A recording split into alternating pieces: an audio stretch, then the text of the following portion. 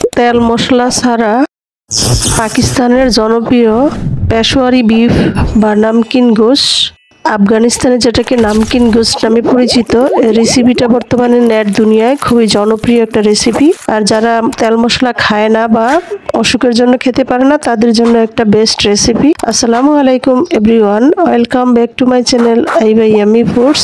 আজকে তৈরি করে দেখাবো পেশোয়ারি বিফ। বিসমিল্লাহ। আমি এখানে 1.5 কেজি মাংস নিয়েছি। শুধু সলিড মাংস নয়, এখানে হাড় চর্বি সহ মাংস রয়েছে। মাংসগুলি রেগুলার কাট করা।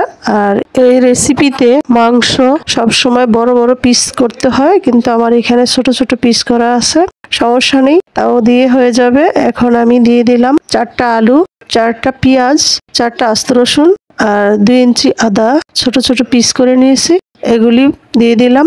আর এগুলি দিয়ে আর এখন দিব আমি বোম্বাই মরিচ বা যেটা নাগা মরিচ বলে থাকি। টমেটো হাতের কাছে একটা আছে আস্ত, তাই একটাই দিলাম, আপনারা 3-4টা দিতে পারেন। আর দিয়ে দিলাম 1 টেবিল চামচ গোলমরিচ।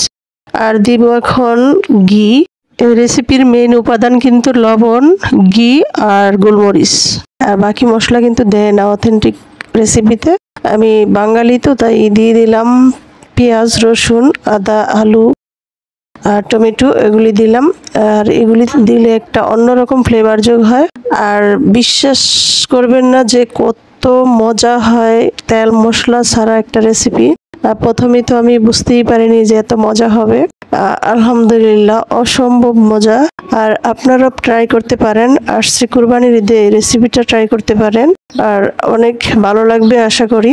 আর এই রেসিপিটা অনেক মাংস দিয়ে করা হয়, মাংস থেকে যে পানি ওঠে সেটা দিয়ে রান্না করে, কিন্তু আমি এখানে কম মাংস সেই জন্য পানি দিলাম। গরম পানি দিবেন। আর পানি দিলে হয় কি, মানে মাংসটা সিদ্ধ হতে সুবিধা হয়, কারণ বেশি মাংস হলে পানি বেশি ওঠে, এখানে তো কম মাংস তাই পানি কম উঠবে, এই জন্য মাংসটা সিদ্ধ হতে অসুবিধা হবে, এই জন্য একটু পানি দিলাম। কিন্তু অথেন্টিক রেসিপিতে পানি দেওয়া হয় না।